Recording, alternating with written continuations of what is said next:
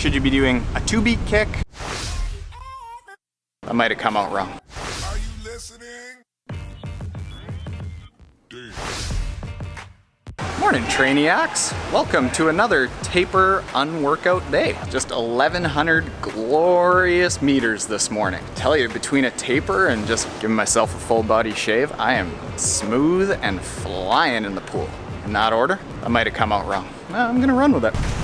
Let's have a little chat about the kick. Specifically, should you be doing a 2-beat kick, a 4-beat kick, a 6-beat kick, or dragging along the bottom side of the pool? All right, so there's a lot of what I would call swimming propaganda out there in the world about how a 2-beat kick is the answer to all your swimming prayers. That ain't the case. Fact of the matter is, for the vast majority of us triathletes out there who don't come from a swimming background, we don't have a very strong kick.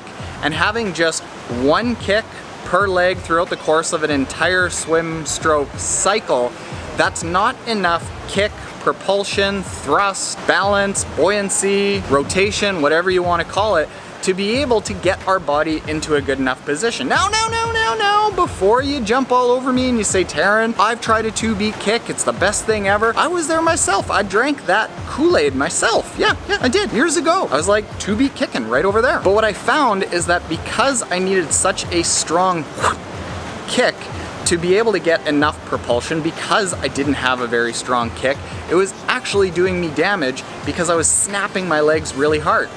The exact opposite thing that you want to do with a kick.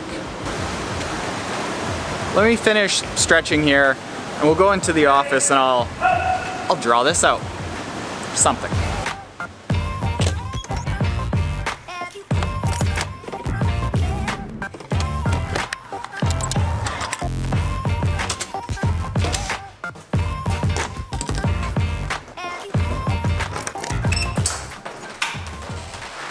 Made it! So many fun things in the office, Trainiacs. Number one, little blobblehead Taren here is gonna help us learn how to swim. Indistinguishable. And number two, Malgat, little poop emoji ball. They know me so well. Oh, it was your mom. Mel's mom got me this. She's a Trainiac. Hi, Mel's mom. All right, so the purpose of your kick in swimming is to do two things. As I always mention, it's to get you horizontal in the water with your feet up close to the surface of the water and not like this, dragging and causing drag because it's got to push its way through the water. So you want your feet up close to the water, and how you do that is by activating your core and kicking enough that your feet float up close to the water and your heels just make their way out of the surface of the water. Second, the kick is to help turn your body side to side. Now, where the 2-beat kick falls apart, and it did this for me because I'm like most triathletes, I didn't come from a swimming background, I don't have a really strong kick. Triathletes also run, so that causes ankle inflexibility, so our kick just by nature isn't gonna be very strong. With that 2-beat kick, for me to get my feet up close to the water and to get my body turning side to side, I had to give my leg, each time I did the 2-beat kick, it was like it had to be really strong. So what ended up happening is because I was tensing up and I was focusing really hard on a hard kick, I wasn't actually able to focus on a proper body roll with the rest of my body because all the energy was going into that kick down here.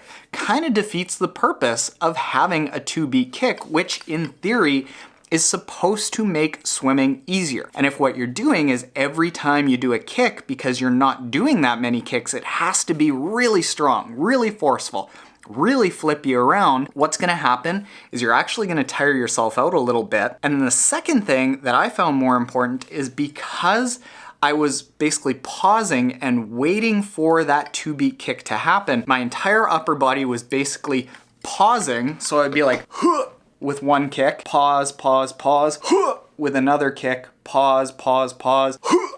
And that pause is basically pushing me forward and then I'm decelerating, pushing me forward, and then I'm decelerating. And all of that energy of the push forward is just basically getting you started again, as opposed to keeping you going and having your momentum do a lot of the work for you. So what I ended up finding worked out a lot better is a light 6-beat kick. So instead of having to get each one of those 2 kicks do all the work that the kick is going to do, I now have a 6-beat kick where I'm just keeping a light flutter, and it's enough to turn my body and keep my feet up close to the surface of the water. I'm actually, even though I'm kicking more, I'm putting less work into kicking. And this is why you'll hear me say things in the vlog where I'm like, you know what? Don't focus on making your kick that much better because it's not gonna make you that much faster, but we still go and do a bunch of kick sets in all of our swim sets. It's because your kick needs to be strong enough to build the foundation of your swim stroke, getting up close to the surface of the water and rotating your body. But in my opinion, it doesn't need to be any stronger. So it needs to be strong enough, not so super strong.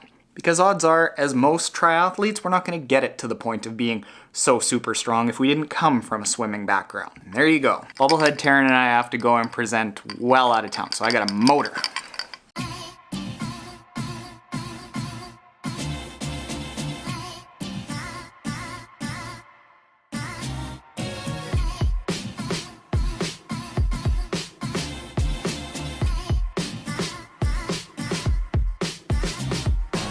So we are heading into this random airfield way out of town in Winnipeg to do a speech to about 12 business owners. This is not necessarily Triathlon Taren focused, but what I do is I talk about Triathlon Taren and how social media allows you to connect with people all over the world, build authentic relationships, and it doesn't have to be about buy my stuff, buy my stuff, buy my stuff. So like Triathlon Taren is the backdrop that allows me to do it, but chatting about social media in general. It's fun.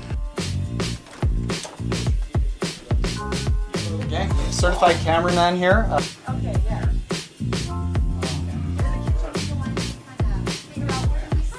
So, Taren, welcome, and over to you. Thank you. Thanks for having me.